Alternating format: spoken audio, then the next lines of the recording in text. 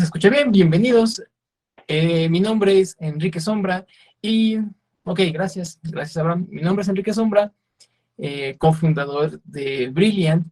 Y bueno, yo voy a tomar únicamente los primeros 5 minutitos de tu presentación para eh, introducirte al mundo de Brilliant. La gente que vaya teniendo preguntas, vamos a dejar algunas cosas claras, la gente que va a tener preguntas puede hacerlas en el chat. Si veo, por ejemplo, hay una persona que tiene su mano levantada, bueno, si tiene una duda puede hacerla por el chat y vamos a dejarlo claro desde ahorita. Va a haber unas personas que nos vamos a encargar de ir recopilando las preguntas para que cuando sea la parte final de la charla, pues podamos transmitírselas a los ponentes. Nuestros ponentes, pues definitivamente no creo que alcancen a responder todas las preguntas ahorita, pero nuestro compromiso está en que si no alcanzamos a responder sus preguntas, en la totalidad de todos ustedes, si no alcanzamos a responder todas las preguntas ahorita en la charla, nos comprometemos a irselas respondiendo personalmente en el grupo de WhatsApp. Entonces, todas las preguntas queremos que queden con respuesta. Sin embargo, puesto que a lo mejor son demasiadas, pues las canalizaremos y al final de la charla se le iremos presentando a nuestras ponentes para que ellas la respondan. Quizá hay preguntas que se repitan y entonces eso nos lo va a facilitar. Entonces, eso es lo primero que vamos a hablar acerca de las preguntas. Si las tienen, esa va a ser la mejor forma de canalizarla y de que todos puedan disfrutar esta charla y aprender muchísimo. Mira, me quedan 2 minutos de mi presentación y quiero aprovechar para decirte qué es Brilliant. Brilliant nace no exactamente el día de hoy, 18 de septiembre. Brilliant nace también en un 18 de septiembre, pero del año 2000. ¿Qué significa que nace del 18 de septiembre del año 2000? El 18 de septiembre del año 2000 nació en una persona que cambió por completo mi vida. Una persona con la que yo compartí mucho tiempo de mi vida y de su vida, que fue mi hermana. Mi hermana fue una niña con parálisis cerebral y que, digamos, fue mi bienvenida al mundo de la discapacidad. Eh, Desde un montón de cuestiones que seguramente algunos de ustedes conocerán, ¿no? Como, no sé, falta de recursos, no saber a dónde vas, no saber con quién vas, burlas, algunos momentos donde sentías que era mejor no salir a la calle, en fin, digamos que fue mi novatada, por decirlo de algún modo, en el mundo de la discapacidad. Mi hermana fallece tiempo después, siendo ya prácticamente una adolescente, y en ese momento empieza a surgir en mí la idea de ayudar a personas que han tenido o algún familiar o alguna persona cercana con alguna discapacidad. Sin embargo, tenía esa promesa y nada más la tenía en el aire. Fue hasta el año 2019 cuando la vida me recuerda, bienvenida Gaby, la vida me recuerda a través de mi hijo nace en el 2019 y la vida me recuerda que yo tenía una promesa que cumplir porque mi niño es diagnosticado con autismo. Esto me recuerda precisamente la promesa que yo tenía desde hace bastante tiempo y entonces decidimos, porque ya ahora lo hacemos en conjunto, junto con mi familia, con mi esposa y el equipo de especialistas que te voy a presentar, iniciar Brilliant y expandir todo lo que podamos hacer a través primero del Estado de México, después la ciudad, después México y quizá en el mundo, lograr ayudar a la gente que ha atravesado una situación parecida. Entonces, bueno, por eso es importante que yo te presente quién es nuestro equipo. Y aunque no todos ellos van a presentar el día de hoy, sí están presentes aquí en la charla. Te voy a presentar a nuestro equipo uno por uno y bueno, vamos a iniciar con Virginia Argüelles. Ella es técnica en atención integral de la discapacidad. Lleva más de 8 años, yo puse 8 porque es, digamos, la parte profesional, porque en realidad es mucho más de 8 años, atendiendo y acompañando a menores y adultos o mayores con alguna discapacidad o con alguna limitante física o mental.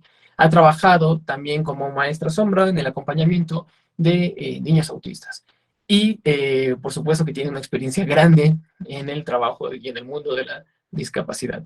También te quiero presentar, nuestro equipo está conformado también por el licenciado en fisioterapia Abraham Isaac Sánchez. Abraham ha trabajado en el hospital materno infantil de acá del Estado de México. Eh, También es docente a nivel licenciatura, y no solo docente a nivel licenciatura, sino también docente a nivel maestría.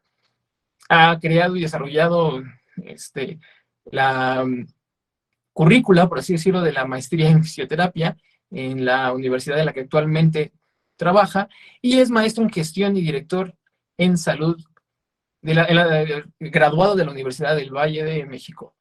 Por otro lado, también tenemos en nuestro equipo el orgullo de contar con la psicóloga Karen Navarro. Ella es licenciada en psicología y actualmente está en formación en atención temprana para niños con autismo.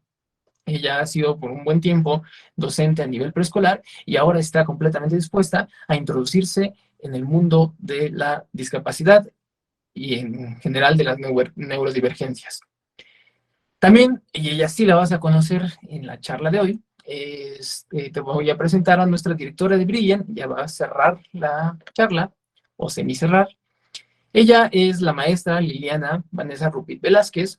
Ella es la directora del centro de Brilliant, que por cierto, si no lo he dicho, el centro de Brilliant se encuentra ubicado actualmente en el Estado de México, a 20 minutos del centro de Toluca. Ella tiene una maestría en ciencias de la familia y también tiene formación de intervención temprana en autismo y capacitación en terapia de lenguaje para niños con autismo. Tiene varios cursos, entre algunos de ellos de especialización los tiene, por ejemplo, en el método Teach. Tiene cursos en integración sensorial, también tiene su preparación en el método Denver y muchas cosas más que seguramente les vamos a ir compartiendo en los próximos días.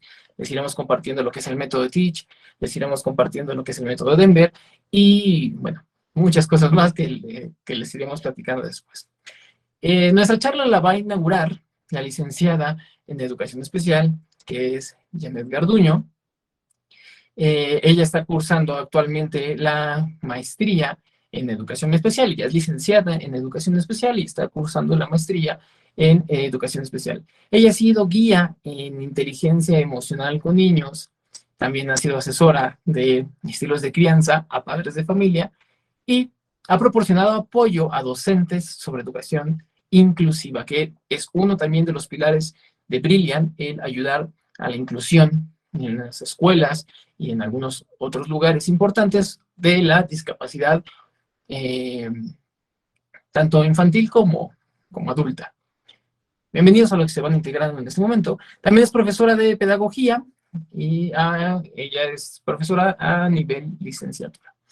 Así que bueno, Janet, ¿será que andes por ahí? Sí, aquí estoy.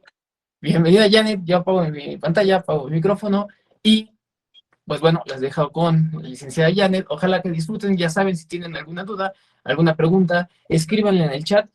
Yo y los miembros del equipo estaremos muy atentos a sus preguntas para irlas seleccionando y también respondiendo. Adelante, Janet. Gracias. Sí, muchas gracias por la presentación. La verdad es que me siento bien, bien contenta de estar aquí y solamente les quiero pedir algo. Si ustedes me escuchan bien, mándenme una carita feliz. Si no me escuchan bien, para que empecemos a ver lo del audio, por favor. Y ya posteriormente vamos a estar haciendo esta parte de preguntas y respuestas. Yo les agradezco el tiempo y vamos a empezar, ¿no? Con este tema de la discapacidad, porque Brilliant se dedica a eso, a hacer brillar al otro, pero en la discapacidad, ¿cómo funciona eso? ¿No? O sea, ¿cómo? Muchas gracias, Karina. Qué amable. Fíjense. A mí, yo puse esta imagen porque muchas veces la discapacidad nos da miedo, ¿verdad? A muchos nos da miedo la discapacidad, pero yo puse esto porque de verdad somos fuertes los que vivimos con personas con alguna discapacidad o con multidiscapacidad. Muchas gracias a los que están comentando. Y bueno, vamos a empezar. ¿Qué es la discapacidad? Esta plática es una plática informativa. Si a ti te invitaron, dale gracias a la persona que te invitó. Por algo te invitó. Si a ti te hace ruido alguna pregunta, algún comentario de los que yo hago aquí, coméntalos en el chat, ¿vale? Y vamos a empezar. ¿Qué es una discapacidad? La siguiente, por favor. Vamos a empezar desde cero, desde lo básico.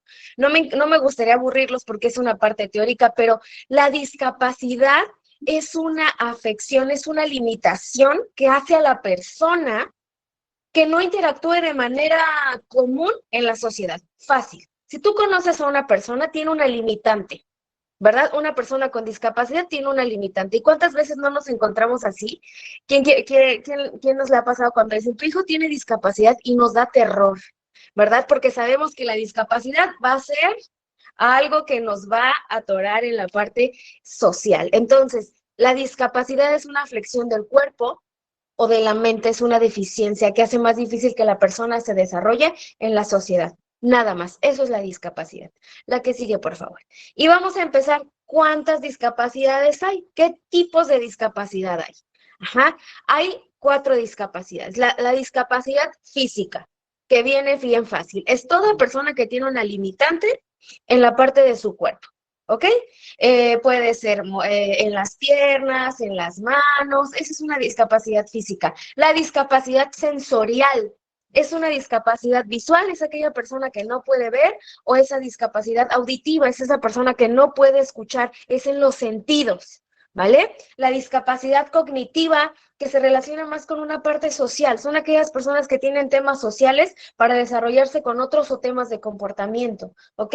Y el tema intelectual, que es una discapacidad intelectual, que son limitaciones significativas en el funcionamiento intelectual y la conducta adaptativa. ¿Qué quiere decir esto, Janet? Es una persona que necesita aprender los procesos que a ti y a mí nos enseñaron nuestros papás, por ejemplo, para ir al baño, para comer, para vestirnos, fue a través de estarnos viendo y estar practicando. Una persona con discapacidad necesita estar todo el tiempo practicando y ser enseñado en esta parte de habilidades, ¿ok? Espero que no haya dudas hasta aquí sobre los tipos de discapacidad. Pasamos a la siguiente. Y bueno, fíjense, eso es un tema bien interesante porque como que ahora se está dando mucho de moda y a mí la verdad me hace muy feliz que exista la palabra inclusión y exista la palabra discapacidad porque nos está dando a conocer sobre este tema tan grande. Pero ha habido una evolución que ha sido significativa. Fíjense, anteriormente se le llamaba el modelo de la presidencia, donde se comentaba que la discapacidad era un tema religioso. ¿Nunca escucharon cuando decían, es que él tiene al diablo porque tiene discapacidad? Ojo, lo hago con mucho respeto porque ha sido una evolución, ¿ok? Actualmente no me quiero meter con tema de religión, pero se pensaba que si se oraba o si se ayunaba o si se estaba en la iglesia, la discapacidad iba a desaparecer, lo cual pues no es cierto, ¿no? En el siglo XV, del siglo XV al siglo XVIII, hay un caminar. Ya no se piensa que es por parte de Dios o de una parte maligna, donde nos dice que ya la discapacidad se le da un sustento científico. Ya empiezan a ver como a lo mejor la discapacidad se va a curar, ¿no? Se busca normalizar a través de la ciencia. Posteriormente, en el siglo XX se da la parte social. ¿Qué quiere decir esto? Que las personas con discapacidad ya son parte de una sociedad. Ajá, pero todavía se está violentando sus derechos, o sea, ya existen, ya no se tienen que esconder como en la antigüedad, ya no se tiene que orar y mantenerlo en un cuarto, ya no, actualmente ya son parte, pero solamente se integran, no se incluyen, no aportan nada a la sociedad. Y actualmente ya la discapacidad es cuestión de derechos humanos, y creo que aquí entra Brilliant. La discapacidad hace desarrollar lo potencial a las personas, hacemos brillar a las personas con discapacidad. Y a mí este proyecto me robó la cabeza y el corazón porque Esto queremos hacer aquí contigo. La persona que te invitó sabe que tú tienes potencial para poder estar con nosotros en la parte de Brilliant, ¿ok? La siguiente, por favor. Y bueno, vámonos a lo fácil, de los mitos y las realidades de la discapacidad. Uno de los mitos muy, muy grandes que se escucha es que las personas con discapacidad necesitan siempre cuidado y protección. ¿Qué quiere decir eso? Nunca te puedes despegar de ellos porque si no, no sabes lo que van a hacer. Todas las personas con discapacidad necesitan apoyo. ¿Eso será cierto? Yo creo que no. No todas las personas con discapacidad necesitan estar cuidados, ¿verdad? Otro mito, las personas con discapacidad no son capaces de pensar. Híjole, qué duro darte cuenta que existen todavía estos mitos y que tienes que tú ayudarles a pensar, ¿ok? Otro de los mitos es que las personas con discapacidad, ellos están tan conscientes de que tienen discapacidad que desean mucho que desaparezca. Es un mito, no es cierto, ¿ok? No es cierto. Ahorita vamos a ver en la realidad. Otro mito es que la persona con discapacidad no tiene derecho a una educación. O sea que todos los que tienen una discapacidad física, mental, sensorial, tienen que estar en casa haciendo otras cosas. Eso es un mito también. Otro mito es que la persona con discapacidad no tiene derecho a ser empresario, no tiene derecho a tener un trabajo, no tiene derecho a ser libre financieramente. No es cierto. Eso es otro mito, porque sí hay casos, y ahorita ustedes lo van a ver, de personas exitosas. Una de las realidades, vamos a lo bonito, la realidad es que estos comentarios que yo les hago son de personas que nos lo dijeron de su boca, ¿no? Dice, las personas con discapacidad pueden llevar una vida autónoma, productiva, libre, feliz. Ojo, papás. Yo sé que si ustedes están aquí es porque tienen un niño con discapacidad o tienen ese ruido de que algo no está bien con mi niño. Entonces, sí se puede. Va a ser un trabajo difícil y va a ser un trabajo duro, pero sí se puede, ¿ok? Una realidad es que no se les tiene que tratar a las personas con discapacidad como bebés. A veces hemos visto que tienen 27, 28 años con un síndrome de Down y se les sigue tratando como bebés. No, ellos pueden pensar y pueden realizar cosas como una persona adulta. Ojo, ahí necesita estar nuestro acompañamiento, pero es ese uno de los trabajos de Brilliant, dar las herramientas a ti, papá, para enseñarle a tu hijo a cómo tener esa autonomía, ¿ok? Otra realidad es que están conscientes de sus habilidades y las potencializan. Una persona ciega sabe que a lo mejor nunca va a volver a ver, pero va a desarrollar otras habilidades, ¿ok? Hay otra, que sí hay evidencia de que la discapacidad puede tener éxito. Una persona con discapacidad sí puede tener éxito, desarrollando habilidades, dones y talentos, ¿vale? Y toda persona puede optar a tener una empresa, a tener un trabajo, a ser libre financieramente, a tener una preparación educativa. Sí se puede, papás. O sea, ¿necesitamos trabajar? Sí. ¿Necesitamos disciplina? Sí, pero sí se logra. ¿Ok? Y bueno, fíjense, aquí les quiero comentar algo bien interesante. ¿Alguien conoce a las personas que están aquí? Mándenme un corazoncito de que sí los conoce. ¿No? ¿No, Rosa? ¿Sí? Ok, yo creo que todos hemos visto, ¿verdad? No, te equivocaste, es que solo contestamos así. Ok, fíjense, aquí yo les quiero hablar un poquito de Frida Kahlo. Yo de manera personal me considero fan de las pinturas de Frida Kahlo. Y les quiero contar un poquito de su historia. Fíjense que ella sufrió polio en su infancia, según algunas fuentes, ¿verdad? También tenía espina bífida, lo que causó una dismetría en su pierna derecha. Además de problemas de columna vertebral, se agravaron por un accidente que sufrió. Todos hemos visto la historia, o hemos visto películas, o leído libros sobre la historia de Frida Kahlo. Ella sufrió un accidente que la dejó prácticamente en cama toda su vida, ¿verdad? Frida pasó gran parte de su vida en una cama, con dolores, con depresión, con esa ansiedad, y ella vivió ese proceso, pero ¿qué creen? Las pinturas que actualmente están por el mundo y que dan demasiado éxito fueron cuando ella estaba en cama autorretratándose. O sea, ella tomó ese dolor para desarrollar su habilidad de la pintura. O sea, sí se puede. Ella en medio de ese dolor lo logró. Actualmente es un ícono en cualquier parte del mundo. Donde vayamos hay algo de Frida Kahlo, ¿verdad? Entonces, Frida Kahlo, ella sufrió, vuelvo a repetir esta parte de estar en cama cuando era muy chiquita y a través de los años, y ella tomó esta parte para desarrollar su habilidad en el dibujo. Vamos con Stephen Hawking. ¿Alguien lo conoce? Yo realmente no lo conocía. Y fíjense, es bien interesante su historia. Él es un físico teórico. Fíjense la parte de su aspecto. Les voy a contar su historia.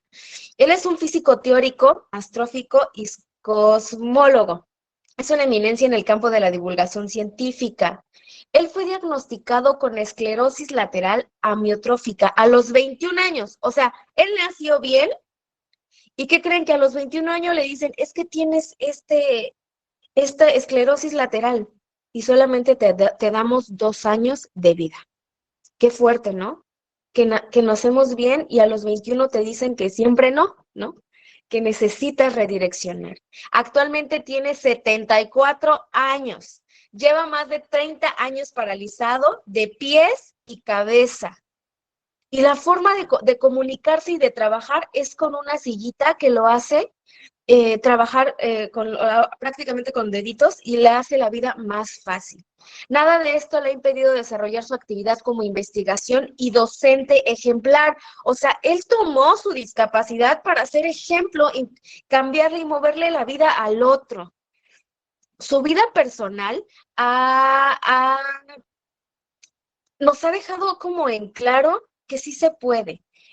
No sé si ya vieron la película de La teoría del todo, está basada, ¿no? En su vida. Entonces, si en algún momento tienen la posibilidad de verla, vamos a verla. Y yo creo que todos conocen a Nick, ¿verdad? Todos conocemos a Nick, los que hemos de esta parte, los que estamos de esta parte de la educación o de la educación especial, todos conocemos a Nick. Nos dice que él es otro de los famosos con discapacidad reconocidos a nivel mundial. Fíjense, a diferencia de Steve, él nació bien y ya a través del tiempo se le pasó esta parte de discapacidad. Nick nació sin sus extremidades. Él nos platica, o en sus conferencias platica, que él sufrió discriminación, bullying, rechazo, pero él tomó su discapacidad para potenciar su tema intelectual. Actualmente tiene una organización para personas con discapacidad física que se llama Vida sin Brazos. O sea, ¿cómo sí se puede vivir sin brazos o extremidades? Él nació en 1982 y vuelvo a repetir, sin extremidades. Y él actualmente, bueno, apareció en un cortometraje que se llama El Circo de las Mariposas. ¿Alguien lo ha visto? Está bien padre, ¿verdad? Es bien interesante. Igual, si tienen la oportunidad de verlo, los invito a que lo vean. Él es parte de ese cortometraje.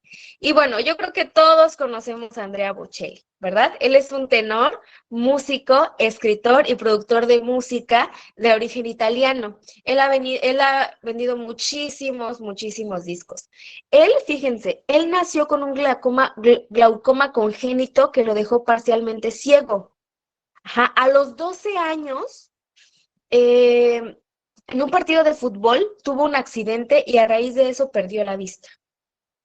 Él no pudo tomar clases de piano, pero pudo desarrollar la parte de esta voz, ¿verdad? Tan bonita que él desarrolló. Él no tenía la parte de los ojos, pero desarrolló la audición. Entonces, a lo que quiero llegar con esto, papás, invitados que estamos aquí, es que sí se puede brillar en medio de la oscuridad, sí se puede ser exitoso con una discapacidad, o sea, sí se puede, ¿ok? Y vamos con el siguiente. ¿Y cómo se diagnostica? O sea, sí está bien bonito, ya me hablaste de Frida Kahlo, pero yo necesito saber cómo lo tengo que hacer. ¿Cómo y quiénes diagnostican? Hay veces, papás, que decimos, no quisiera ofender, pero decimos, la suegra, ¿no? Nos dice, es que yo lo veo algo raro, él ha de tener esto, cúralo, límpialo, hazle esto y ya va a quedar. No, papás. Necesitamos a los médicos y a los especialistas. Si a ti te hace ruido algo, por algo estás aquí. Brilliant te puede orientar. Brilliant te puede decir, hay que hacer esto, porque a veces nos encontramos en el shock, que más adelante lo vamos a ver. Queremos saber de todo, pero no, necesitamos un argumento científico, por así decirlo, de nuestros médicos. Hay especialistas para todo. Entonces, Brilliant lo que haría es orientarte para llevar ese proceso, ¿ok? Y una recomendación es que hay que conocer a tu hijo, hay que verlo. Yo les hacía un ejemplo hace ratito, yo les decía, enamórate de tu hijo, como cuando tuviste ese primer novio o esa persona con la que estás actualmente casado, te enamoraste, veías hasta el último detalle, cómo comía, cómo dormía, cómo iba esto. ¿Para qué? Para tú tener algo con que ayudar a esa persona, ¿verdad? Entonces, enamórate de tu hijo. Obsérvalo, cómo juega, con quién juega. Si le hablas y no te escucha, observa ese tipo de señales que él mismo te va a estar diciendo, ¿vale? Y no entres en comparaciones. A veces somos dados a estar como, él ya tendría que haber dejado el pañal, ya tiene 3 años, o ya tiene 4, o él ya tendría que hablar, o él ya tendría... No, no, no. Cada uno de los niños lleva un proceso, lleva un tiempo, pero vuelvo a repetir, si algo te está haciendo ruido, es momento de que aquí nos digas, ¿sabes qué? Yo creo que mi hijo tendría que hacer esto, pero no lo hace. ¿Tú me puedes ayudar? Incluso Brilliant te puede ayudar a esa parte del desarrollo. Y bueno, la pregunta del millón, y aquí quiero pasarle el micrófono a una persona de la cual yo he aprendido mucho. Se me hace una persona, aparte de intelectualmente, yo digo, wow, tiene un corazón bien bello. Y quiero presentarles a Vane. Vane es nuestra directora y ella va a dar el tema de autismo. Y yo te lanzo esta pregunta, Vane, porque tenemos duda. Creo que la mayoría de los que estamos aquí queremos saber esa respuesta. Vane, ¿el autismo es una discapacidad? O sea, ¿tengo que saber todo esto de lo que yo acabo de mencionar? ¿O qué tengo que hacer, Vane? La plataforma es toda tuya. Para mí fue un placer estar el día de hoy con ustedes. Por su atención, muchas gracias.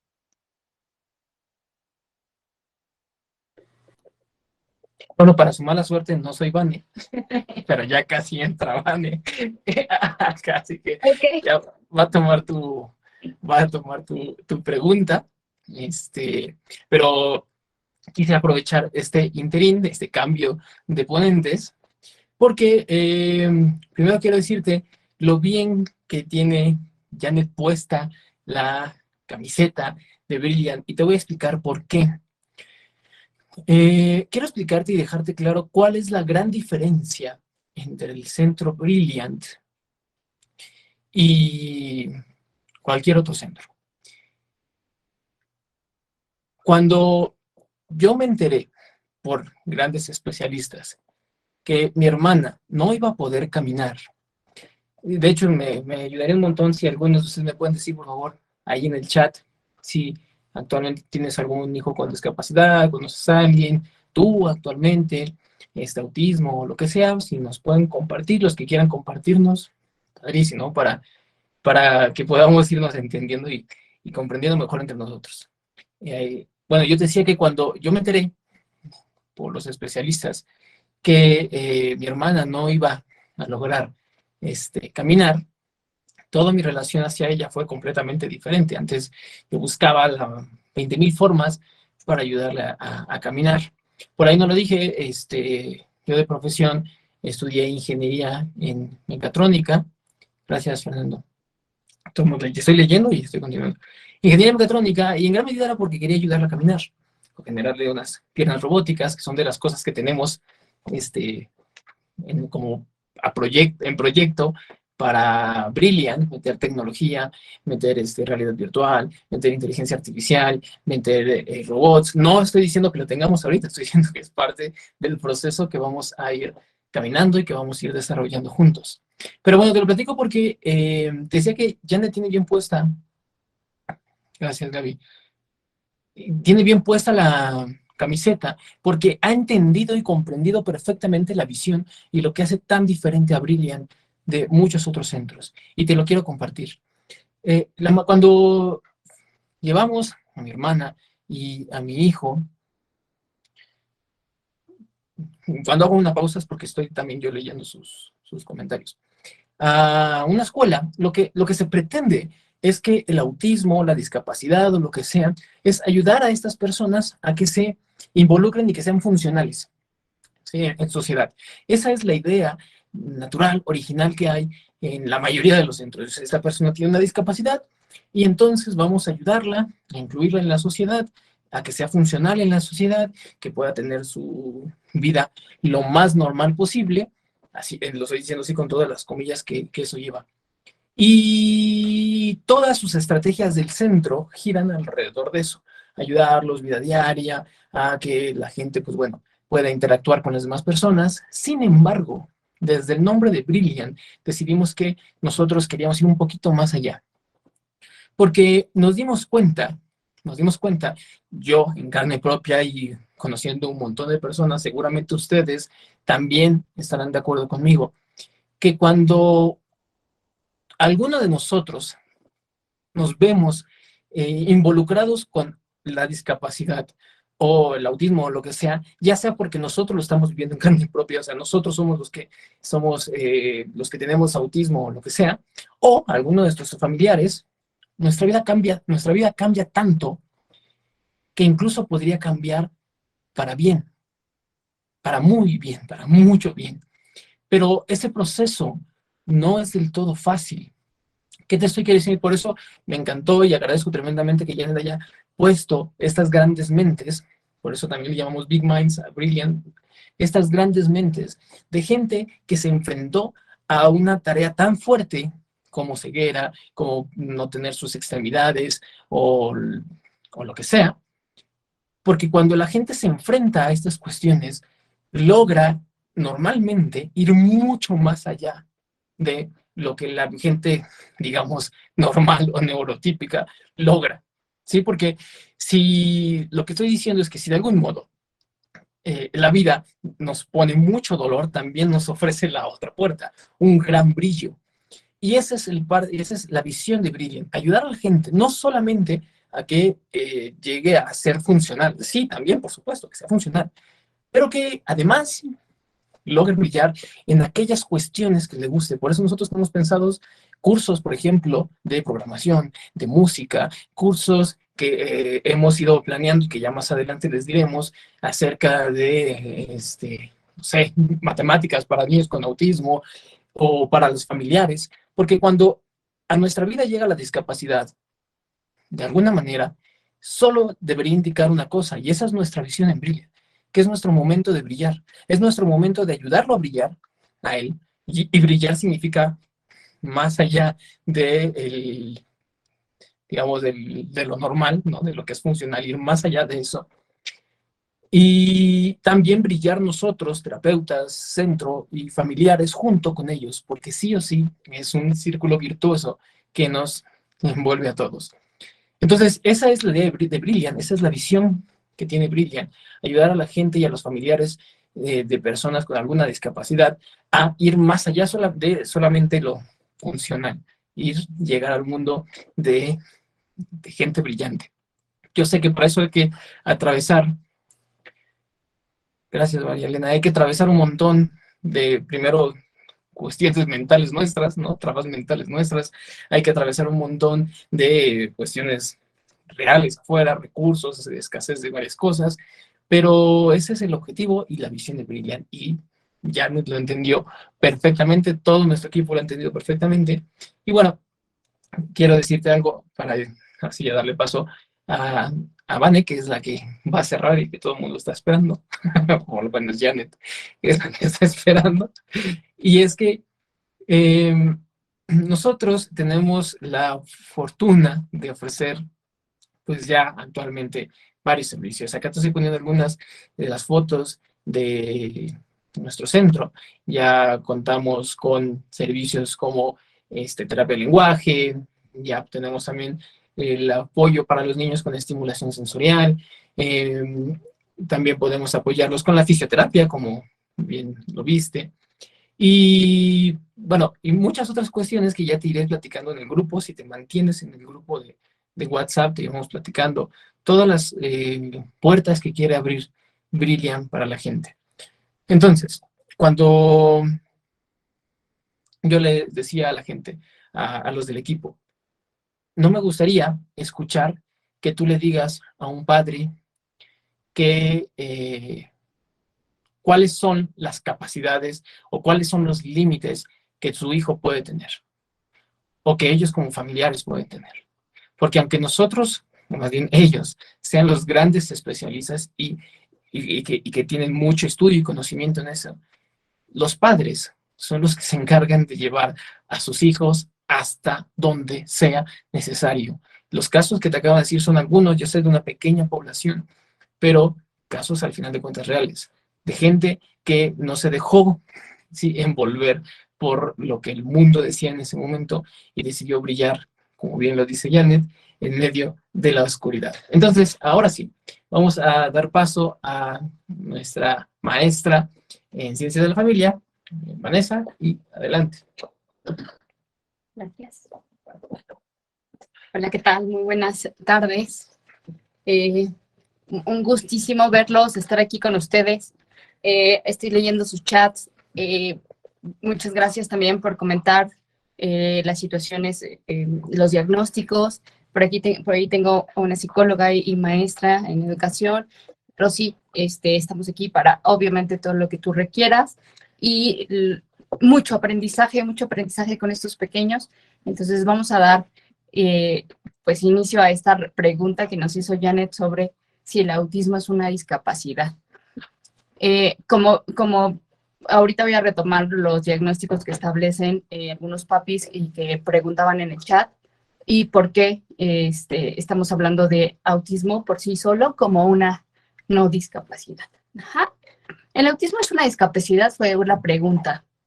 El autismo es un trastorno del neurodesarrollo. Los trastornos del neurodesarrollo, se caracterizan por presentar rezagos en el desarrollo de las habilidades antes de la edad escolar. Y estos pueden ser presenciados en estas etapas, pero tener limitantes muy grandes durante la vida adulta. Por eso es que es bien importante la intervención. El autismo no es una discapacidad, es una manera diferente de procesar la información. Esto es bien importante que lo identifiquemos. Más adelante vamos a ver que las neurodivergencias y los trastornos del neurodesarrollo no pueden llegar a ser comórbidos. Pueden llegar a tener 2 o 3 unidos a la misma característica o diferenciación como es el autismo. El autismo tiene 3 grandes rubros o elementos que nosotros vamos a identificar como dificultades. Las dificultades en la comunicación, las dificultades en la interacción social y las conductas restrictivas o repetitivas, que es lo que nosotros vamos a empezar a ver desde temprana edad con nuestros pequeños. ¿Qué sabemos acerca del autismo? Bueno, nacen 2.100.000 de mexicanos cada año y 1 de cada 96 está en riesgo de autismo. Eso es lo que sabemos hoy, ¿no? Se diagnostican 4 veces más niños que niñas en el mundo. Hoy también sabemos que muchas veces estos diagnósticos son porque los perfiles en las niñas son perfiles menos observados, ¿no? De acuerdo a que principalmente las niñas desarrollan mucho más rápido la parte de la conducta verbal, la parte de la habilidad de comunicación, y entonces son perfiles más bajos en ese sentido. No logramos tener como esta observación de estos 3 elementos, y por ello es que existe los estudios de que existe la probabilidad de que esos perfiles sean diagnosticados mucho más a la vida de adolescente o joven, ¿no? Las causas son desconocidas y multifactoriales. Efectivamente, las causas del autismo como tal son multifactoriales. Tenemos desde las edades de los padres, tenemos desde la situación de diabetes, tenemos desde la parte de la prevalencia, también cuando tengo un familiar o otro hijo con autismo, ¿no? Pero no tengo como una certeza, no vamos a tener un diagnóstico en una resonancia magnética o en un electroencefalograma, vamos a tener un diagnóstico en un estudio de sangre, vamos a tener a través de una observación conductual. Y, ¿sabes? Algo importante, muy importante, porque sé que es de las primeras cosas que nos atienden a todos los papás para ir a buscar el diagnóstico o a buscar qué está pasando, es cuando la llegada del lenguaje todavía no está presentándose, ¿no? Y afortunadamente hoy sabemos que el 70% de los niños con autismo pueden desarrollar lenguaje, y el otro 30% puede desarrollar las formas de comunicarse a través de otros métodos, tal vez a través del lenguaje con señas, el lenguaje con pictos, a través de la comunicación aumentativa. Entonces, eso es bien importante que lo identifiquemos. 7 de cada 10 niños con autismo pueden hablar. El trastorno del espectro autista. Quiero retomar este concepto porque algunos de nosotros ya podemos identificar que existe o estamos en el tiempo todavía donde hay una transición de lo que son los trastornos y desde lo que es la visión médica a una visión social, a una visión humana, a una visión de atender al paciente con alguna discapacidad o con una neurodivergencia como un miembro más de nuestra sociedad y hacerlo partícipe de ella y buscar esta parte de la inclusión y de las habilidades incluso de estos pequeños para lograr adaptarse a todo este medio social.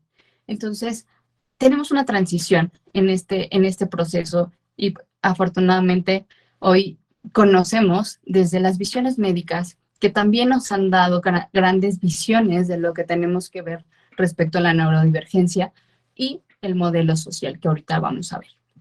Pues el modelo médico nos dice que le llamamos trastorno del espectro autista. Es un trastorno del espectro porque nos habla de que todos los niños con autismo son distintos, únicos e irrepetibles.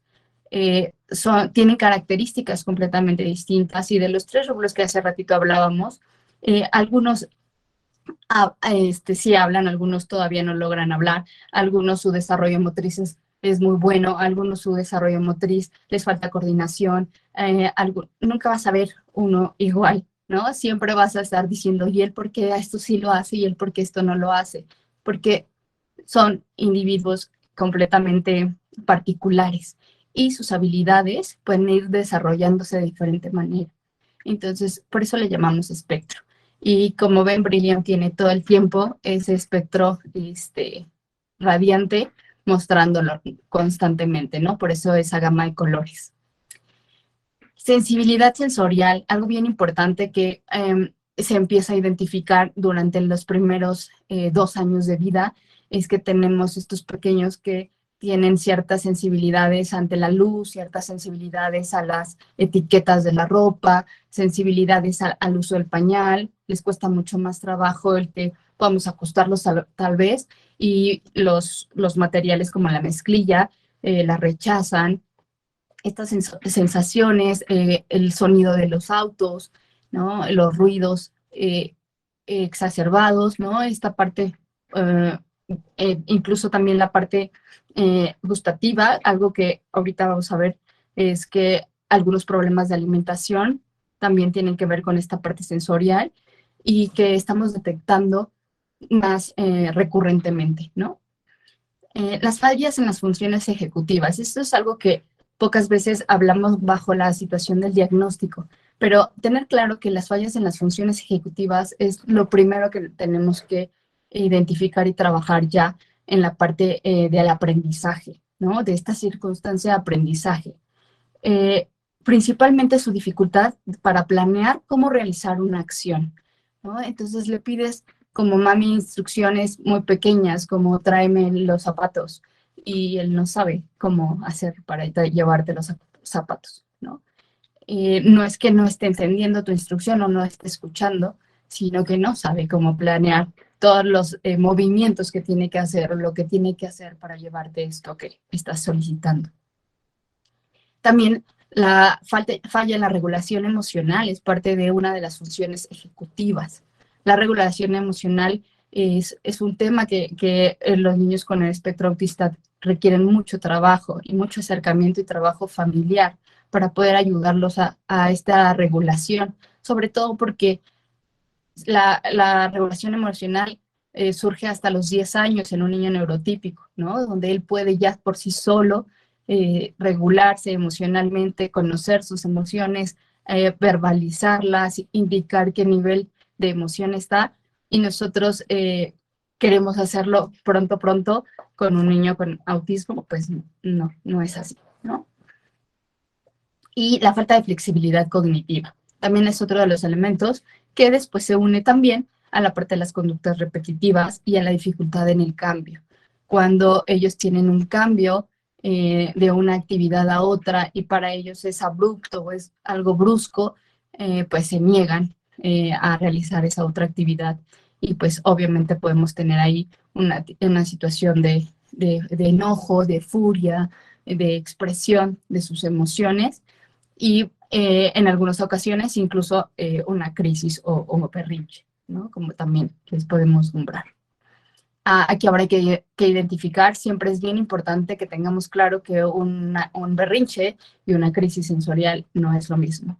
Un berrinche es conductual, una crisis sensorial tiene que ver con la hipersensibilidad que puede estar teniendo. Entonces, tenemos que ser muy claros en esos dos aspectos, conocer muy bien, ¿no? Qué es lo que está en su ambiente y en qué momento está detonando para nosotros poder identificar si efectivamente es algo conductual o es algo sensorial.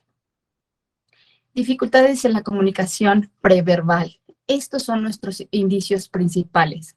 Antes de que llegue lo que es el que tú te des cuenta, ¿no? Ante un diagnóstico o ante una situación del lenguaje no está llegando, logramos observar cómo va estos procesos, ¿no? Y dentro de estos procesos, pues lo que vemos es que no presentan las señas y gestos de comunicación. Las señas y gestos comunicativos, el adiós, el hacerme ojitos, el dile adiós a mamá, dile adiós a la abuela, y él no logra imitar, ¿no? Estos gestos sociales para entonces entablar este primer contacto entre mamá, papá y el pequeño. Trastornos del lenguaje. Estos vienen y requieren también ser evaluados durante el mismo proceso, ¿no? La parte del lenguaje llega un poquito más tardío en algunos niños con autismo, pero lo que ya viene después es observar cómo es su lenguaje y si puede estar teniendo ahí algunas alteraciones por las que hay que trabajar desde la terapia del lenguaje con el especialista. La teoría de la mente, bueno, nos habla un poco de cómo nuestra regulación emocional nos ayuda a ponernos en el lugar de otros, ¿no? Nos ayuda a ponernos en el lugar de otra persona haciendo este primer contacto, este contacto de empatía. Y la teoría de la mente todavía es muy cuestionable porque nos habla de que si los autistas no son empáticos, ¿no? Y bueno, también cuestionamos actualmente si todos los neurotípicos somos empáticos con los autistas o con los neurodiversos.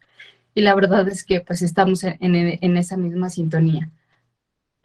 Un mito aquí en la parte de lo que es el autismo es que los niños con autismo no son afectivos y no logran identificar las emociones o en las expresiones de los otros. Y eso es completamente un mito, ¿no? Porque los niños con autismo sí logran identificar el dolor de otros. A lo mejor no saben qué hacer, pero logran identificarlo. Saben perfectamente que algo le pasó al otro, que le está doliendo.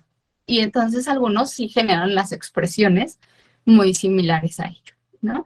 A identificar que le está doliendo, pero bueno, no son a lo mejor todos tan hábiles para acercarse y resolver o ayudarle a resolver a la otra persona.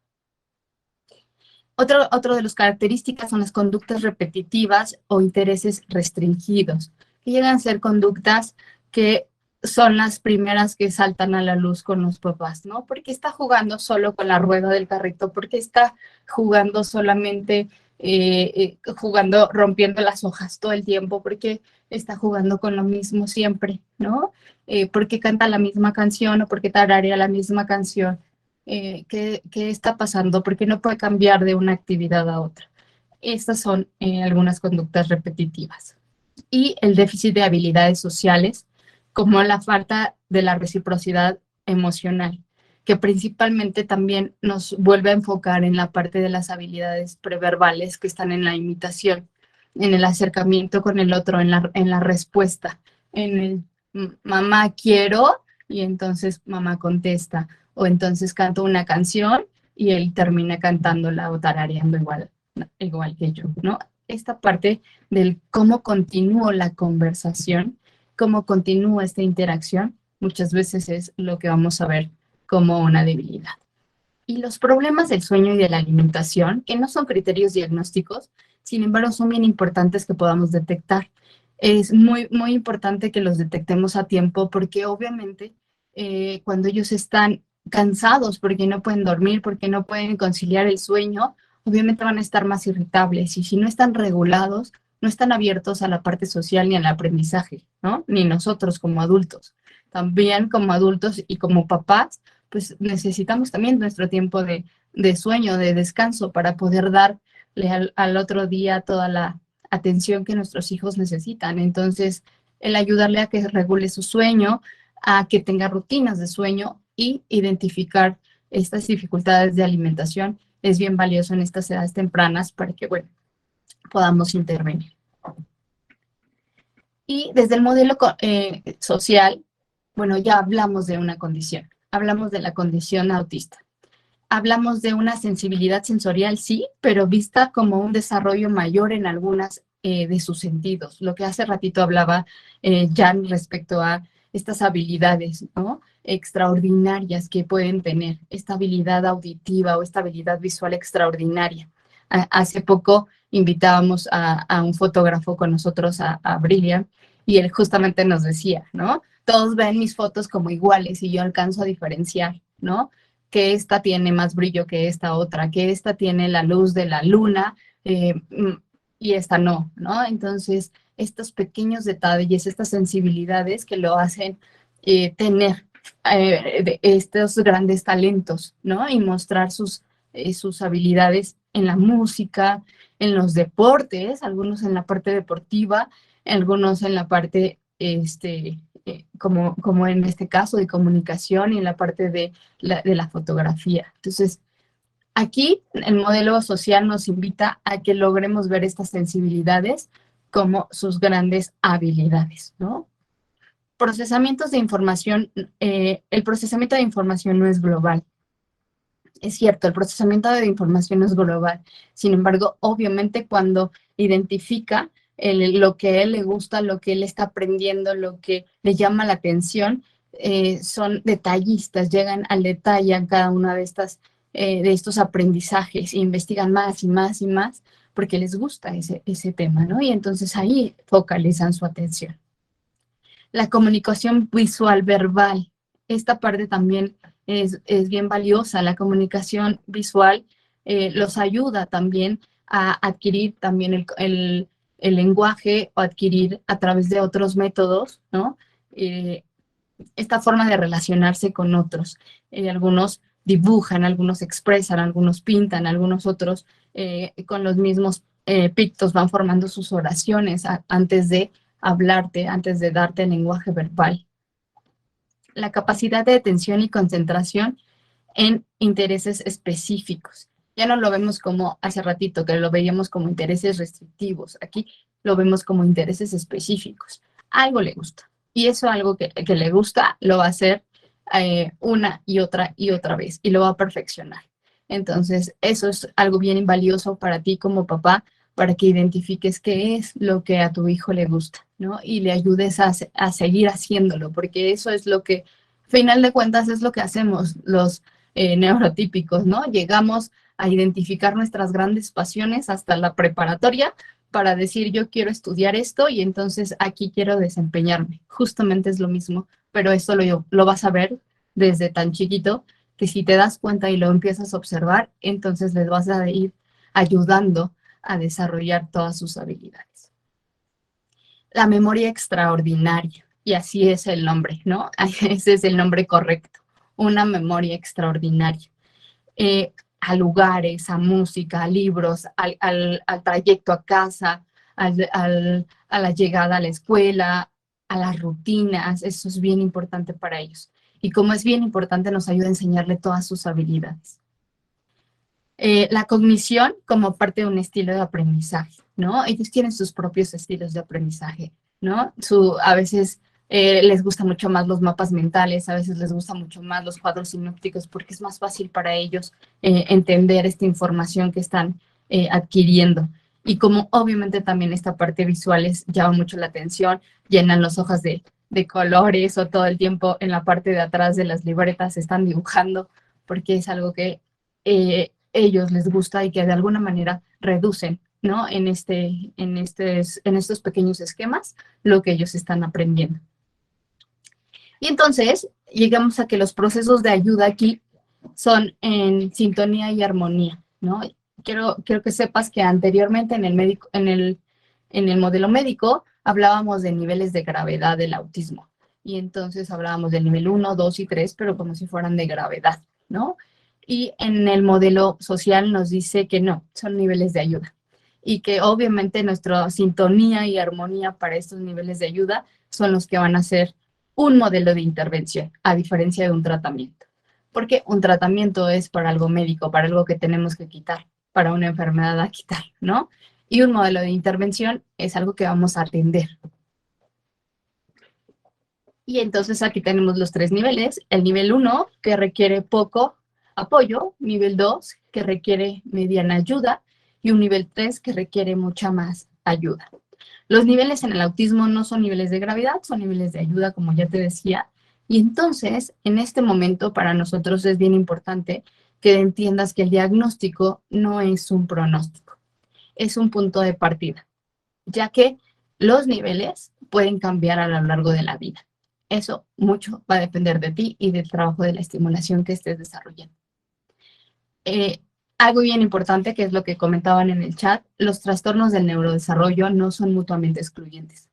Es decir, un niño con autismo puede tener una discapacidad motriz, un niño con autismo puede tener una discapacidad intelectual, un niño con autismo puede tener un déficit de atención también, ¿no?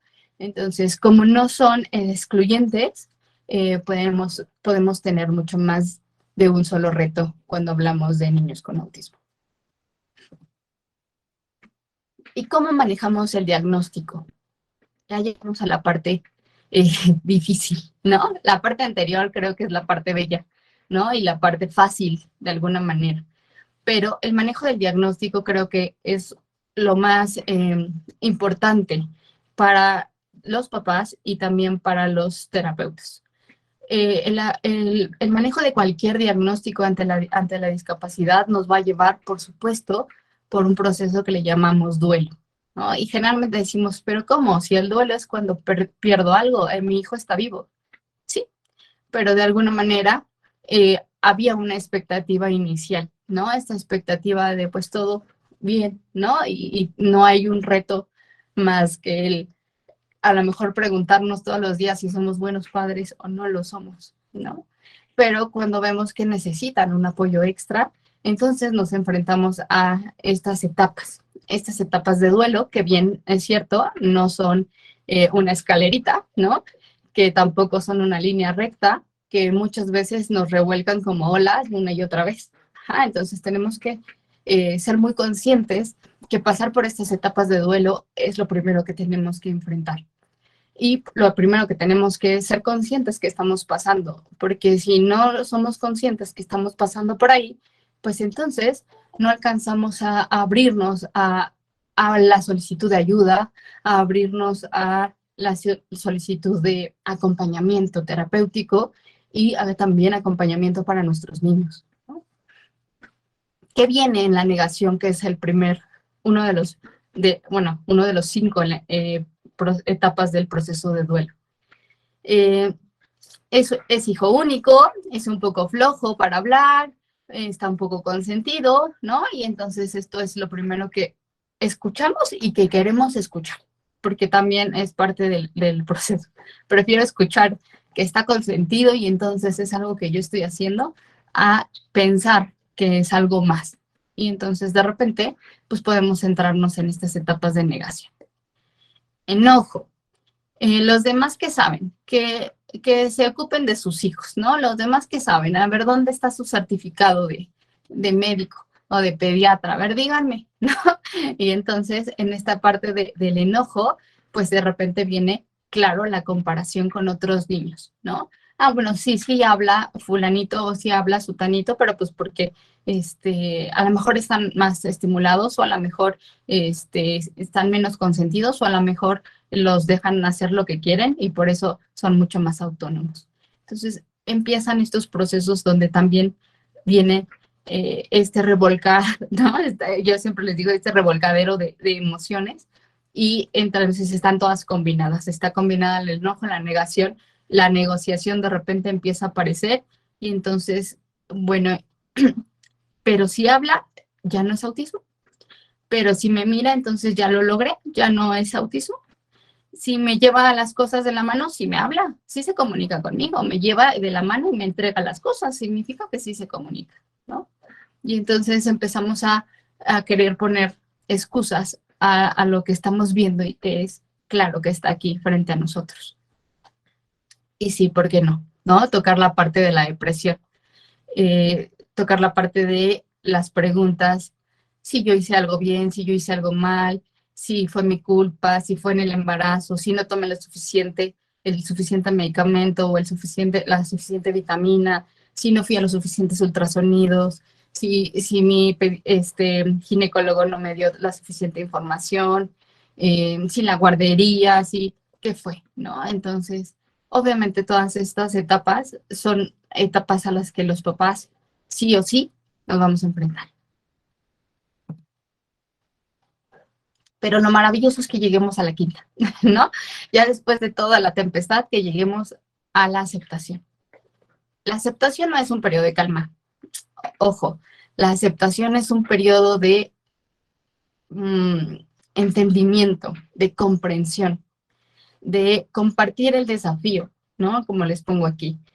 Y de saber que la primera parte es que ningún especialista, por muy especialista, ¿no? Incluyéndonos, ningún especialista sabe ni conoce a tu hijo como tú. Eso es súper importante. Entonces es bien importante que identifiques que la primera parte también para empoderarte es conocer, saber, preguntar una y otra vez. No entiendo esto, ¿por qué pasa? No entiendo por qué actúa así, no entiendo qué es lo que está pasando, no lo entiendo todavía, no entiendo qué es el autismo, ¿no? Entonces, ahí es nuestro primer momento donde la aceptación nos pone en acción, nos pone a aprender. Y entonces si nos pone a aprender, nos pone a atender. Es importante el empoderamiento de los papás. Ustedes, los papás, son los primeros y los más importantes maestros de sus hijos. Si no sabemos, si no conocemos, si no estudiamos, si no investigamos, entonces no vamos a poder hacer grandes cosas. Vamos a dejar que nos guíen los especialistas, pero nosotros no vamos a poner manos a la obra. Y quiero contarte que en Brilliant, aquí el proceso no es así. El proceso es que tú, papá, sepas, conozcas, entres a una sesión con nosotros, estés en una sesión con nosotros, tengas un coacheo constante, tanto con nosotros como con el terapeuta de lenguaje, el fisioterapeuta, con absolutamente todos. Que el tiempo que tengas aquí con tu pequeño no sea un tiempo desperdiciado para ti, sea un tiempo de terapia también, sea un tiempo de trabajo también, sea un tiempo también de conocimiento y también de dudas, preguntas y de resolver todos estos estados emocionales que puedes estar pasando a la par que atiendes a tu pequeño. Y bueno, quiero contarte que para nosotros es súper importante, y no solamente te lo digo en la parte teórica y en las investigaciones. En la investigación nos hemos dado cuenta que los modelos de intervención temprana son lo más certero en los modelos de intervención con nuestros niños con autismo. Pero también es bien importante que entonces salgas pronto del bache, del duelo, para que enfrentes pronto las herramientas que necesitas tú para darle a tu hijo. Y la intervención temprana es una clave para el desarrollo de las potencialidades de tu hijo. Hay muchas razones.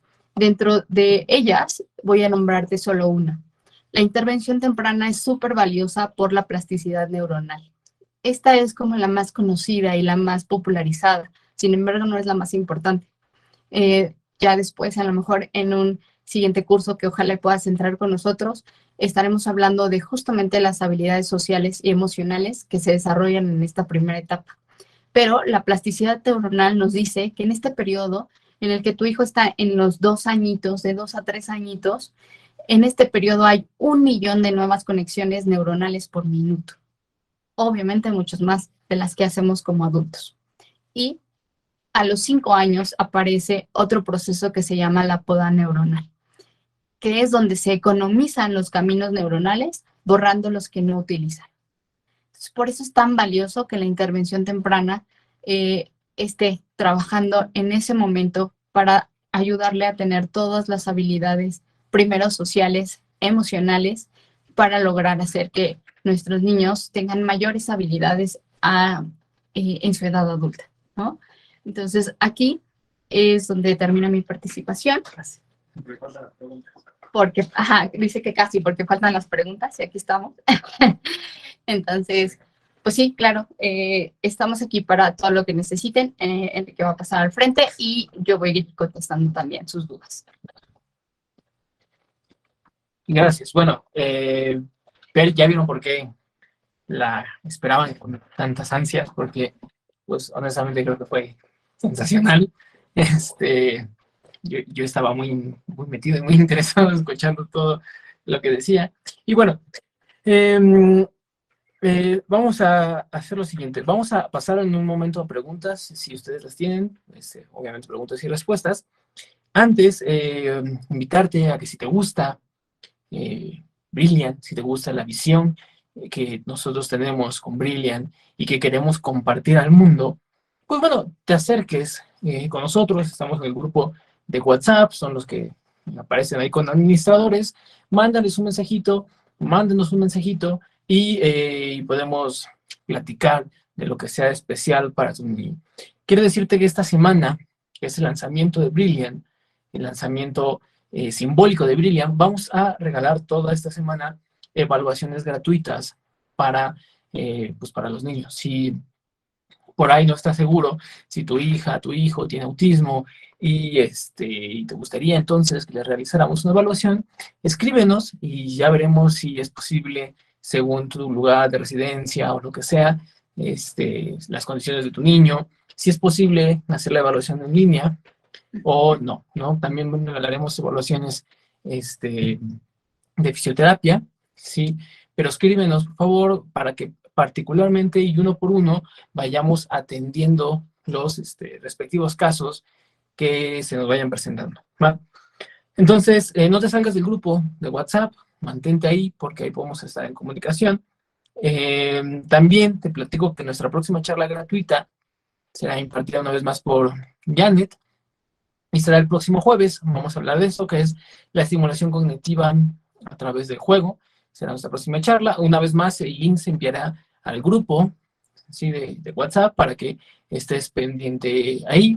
Y pues la idea es esa, es ayudarle a los niños, ya no solo autistas, sino con discapacidad en general, a trabajar, a aprender, pero con vías de juego especializadas, juegos de manera que una profesional en este mundo te va a compartir y que seguramente te van a ayudar a mejorar el desarrollo cognitivo de tu niño o tu niña.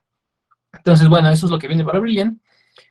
Y vamos entonces ya a entrar con las preguntas. Para las preguntas, obviamente, las especialistas. Y una vez terminadas las preguntas, y cerramos entonces. Van a empezar, ya empezaron las preguntas. La primera pregunta, pues la voy diciendo yo. ¿Me repites, por favor, si no se escucha yo? Sí. Y la pregunta clave. ¿Cómo puedo diferenciar cuando es un berrinche y cuando no? Ok, súper importante que esta pregunta, hace rato les comentaba, Yuri, es súper importante que tú identifiques que una crisis sensorial es algo que tu hijo sí o sí, cada vez que se presente este estímulo, se va a poner mal. Y algo importante es que detectas que literal él pelea como si estuviera en juegos su vida, ¿no? Está realmente defendiéndose de algo y entonces no sabe cómo actuar.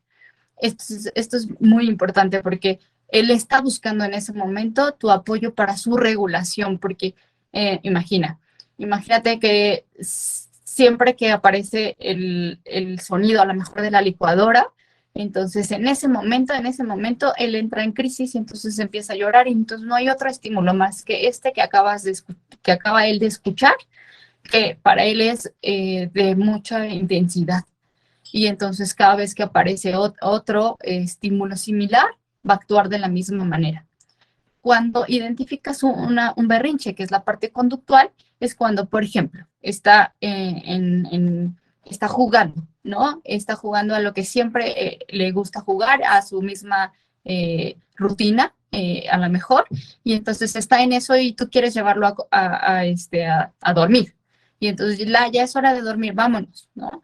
Cuando eso hace y entonces él se enoja y entonces él grita y llora, eso es un berrinche, ¿no? Está llorando porque él no quiere hacer esto que le estás pidiendo que haga. Pero lo sensorial tiene que ver con otros aspectos, tiene que ver con aspectos que él realmente no puede controlar, ¿no?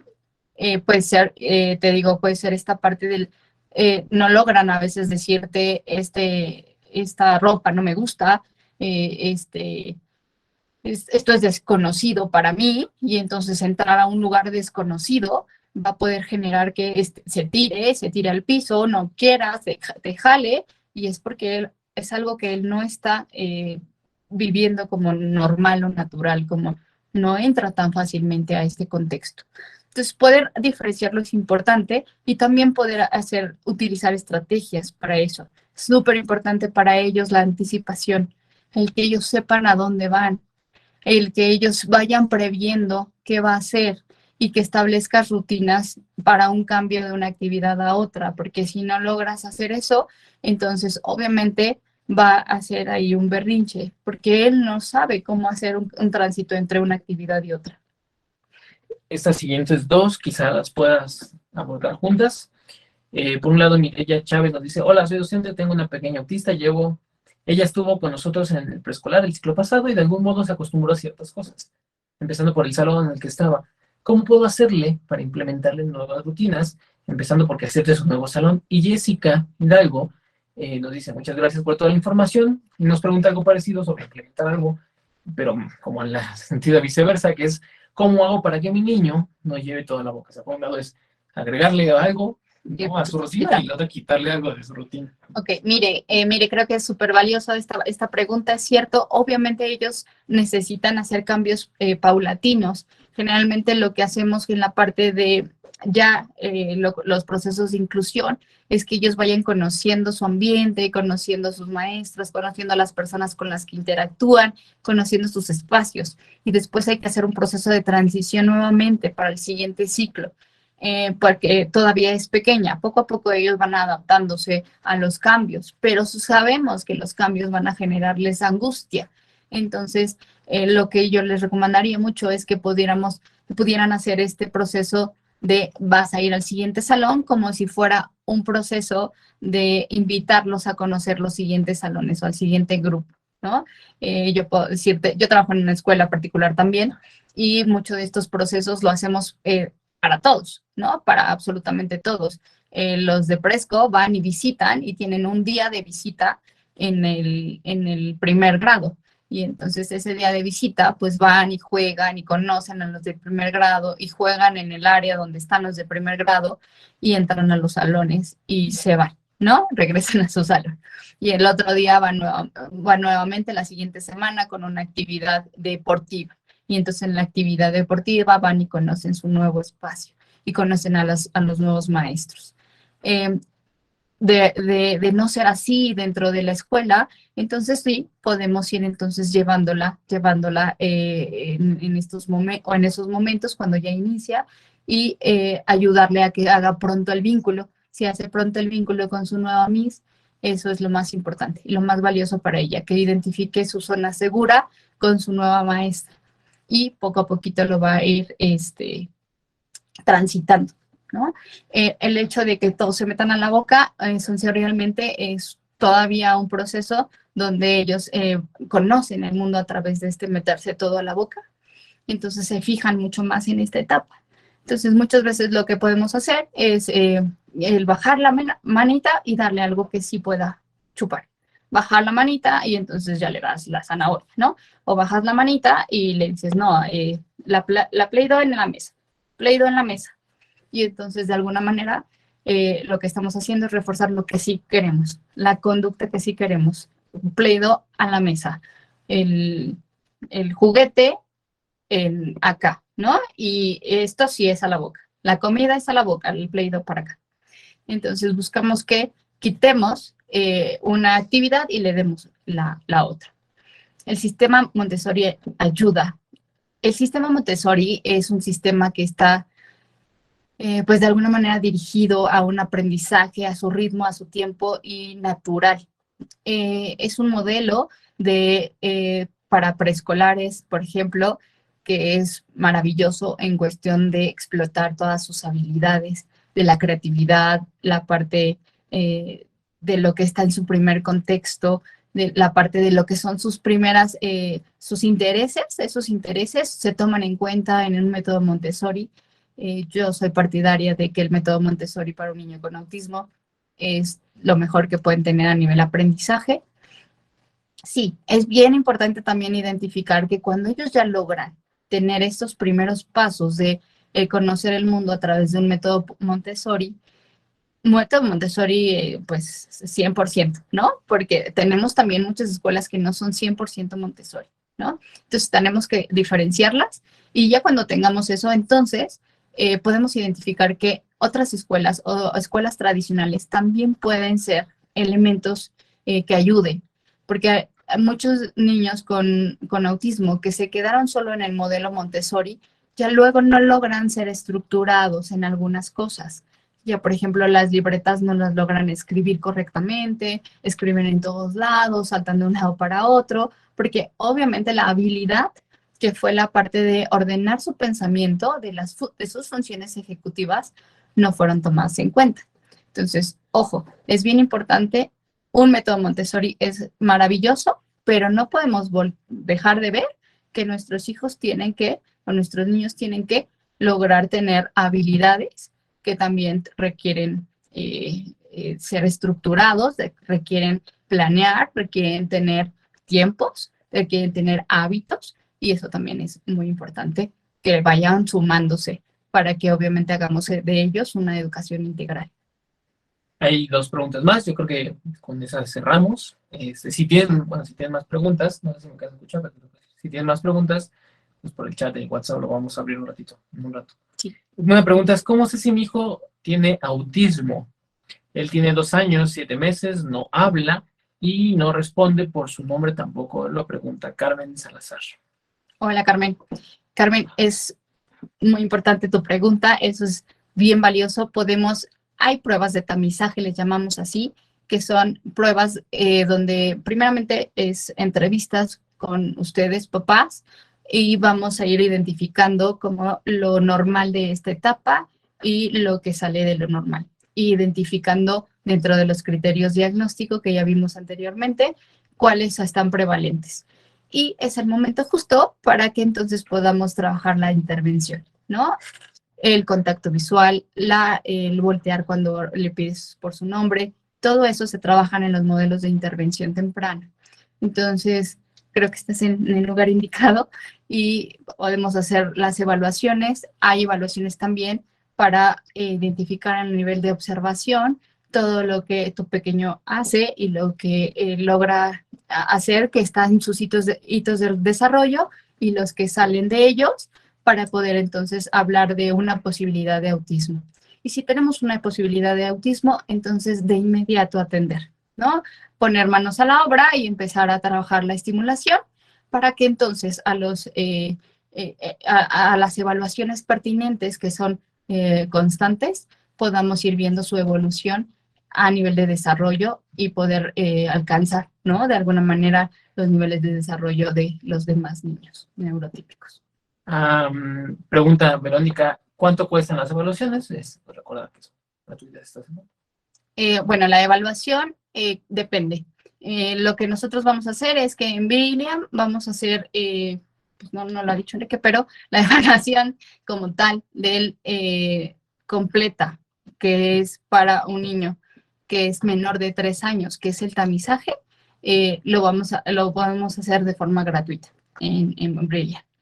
Ya lo que es una evaluación como de modelos para niños a partir de 5 años, entonces ya son otro tipo de entrevistas y ya es la entrevista del ADIR y el A2.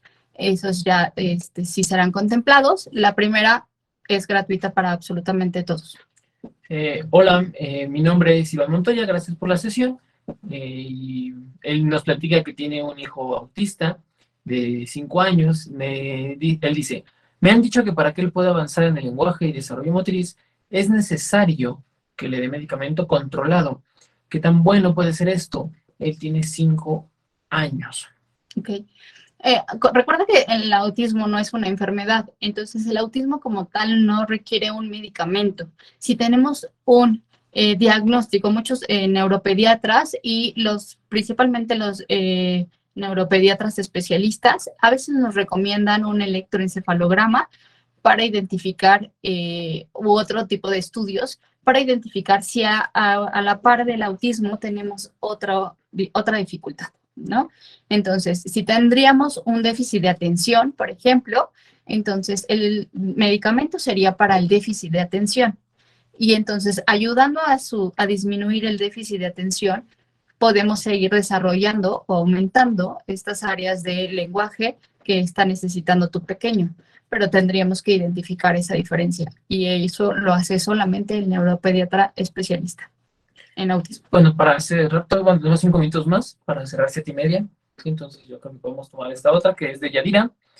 Y Yadira pregunta, ¿qué terapias son las más recomendables para un niño con autismo? Pues en realidad, mira, existen varios modelos de intervención, Yadi, y todos ellos tienen, estadísticamente hablando, tienen sus ventajas, sus beneficios. Lo importante es que podamos identificar primeramente a la familia, ¿no? La familia, ¿qué es lo que requiere trabajar o lo que puede trabajar, ¿sí? ¿Qué puede hacer esta familia? Prácticamente no creo que sea un modelo hecho para todos, sino un modelo hecho a la medida de cada familia. El modelo de intervención temprana son naturalistas, la mayoría de ellos con los que tienen mejores resultados, como lo que es Denver, Floortime, Sunrise. Son modelos de intervención naturalistas para niños menores de 5. Cuando estamos hablando de niños mayores de 5 años, entonces habríamos que identificar qué modelo también puede ser funcional para ellos, si ya son modelos mucho más estructurados, por supuesto, a veces terapia cognitivo-conductual, terapia a lo mejor de lenguaje, si es necesario regulación emocional, pues terapia de integración sensorial, pero el modelo en sí, todos los modelos tienen sus grandes ventajas, lo que tenemos que ver es la economía de la familia, cuántas sesiones pueden ir, cuánta disposición tienen para trabajar, porque finalmente son ustedes la familia la que va a poner todo el trabajo en casa. Nosotros podemos trabajar 1, 2, 3 veces por semana, pero si ustedes no replican eso en casa, pues entonces, bueno, vamos a ir avanzando más despacito, ¿no? Entonces, los modelos van a depender de las familias. Los mejores, desde mi punto de vista, son los naturalistas, pero también tenemos grandes resultados con modelos como el ABA. El ABA también es un modelo muy, muy acertado. Bueno, parece que ya no hay más preguntas por ahora, entonces vamos a abrir el chat en un ratito por si tienen otras preguntas que les surja, los vamos a abrir. Y pues bueno, quedan 3 minutos para que cierres como tú quieras.